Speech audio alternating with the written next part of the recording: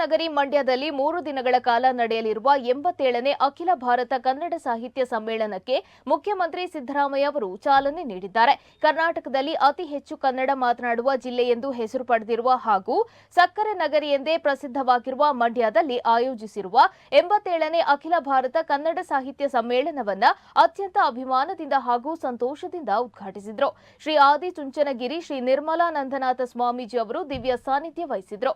ಸಮ್ಮೇಳನಾಧ್ಯಕ್ಷರಾದ ನಾಡೋಜ doctor Channabasappa, ಹಿರಿಯ ಸಾಹಿತಿಗಳಾದ doctor Doddarange Gowda, Jnanpith ಪ್ರಶಸ್ತಿ ಪುರಸ್ಕೃತರಾದ doctor Chandrashekhar Kambara ವೇದಿಕೆಯ ಮೇಲೆ ಉಪಸ್ಥಿತರಿದ್ದರು. ಇಂದು ಸಕ್ಕರೆ ನಾಡಿನಲ್ಲಿ ಮಂಡ್ಯ ನಾಡೋಜ ಡಾಕ್ಟರ್ ಗೋರು ಚನ್ನಬಸಪ್ಪನವರ ಅವರಿಂದ ಉದ್ಘಾಟನೆಗೊಂಡ 87ನೇ ಅಖಿಲ ಭಾರತ ಕನ್ನಡ ಸಾಹಿತ್ಯ ಸಮ್ಮೇಳನ ಅತ್ಯಂತ ಸಂತೋಷದಿಂದ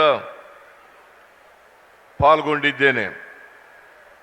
ಸಕ್ಕರ ಸೀಮೆಯಾದ ಮಂಡ್ಯದ ಈ ಸಮ್ಮೇಳನಕ್ಕೆ ನಾಡಿನ ಮೂಲೆ ಮೂಲೆಗಳಿಂದ ಹಾಗೂ ದೇಶ ವಿದೇಶಗಳಿಂದಲೂ ಸಾಹಿತ್ಯದ ಅಭಿಮಾನಿಗಳು ಬಂದಿದ್ದೀರಿ.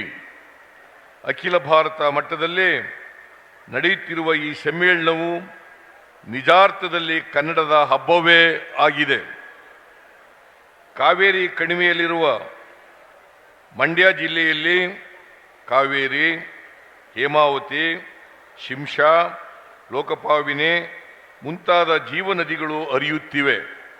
ಕನ್ನಡ ಸಾಹಿತ್ಯ ಪರಂಪರೆಯನ್ನು ಸದಾ ಕಾಲಕ್ಕೂ ಮೆರೆಸಿರುವ ಮಂಡ್ಯ ಜಿಲ್ಲೆ ಅಪ್ಪಟ ಕನ್ನಡದ ನೆಲ, ಭತ್ತದ ಕಣಜ, ಸಕ್ಕರೆ ನಾಡು ಎಂದೇ ಜನಜನಿತ. ಜಗತ್ತಿನ ಯಾವ ಮೂಲೆಯ ಭಾಷಿಕರೇ ಬಂದರೂ ಅವರಿಗೆ ಒಂದೇ ತಿಂಗಳಲ್ಲಿ ಕನ್ನಡವನ್ನು ಕಲಿಸುತ್ತೇವೆ ಎಂಬ ಭಾಷಾಭಿಮಾನ ಮತ್ತು ದಿಟ್ಟತನ ಮಂಡ್ಯದ ಜನರದ್ದು.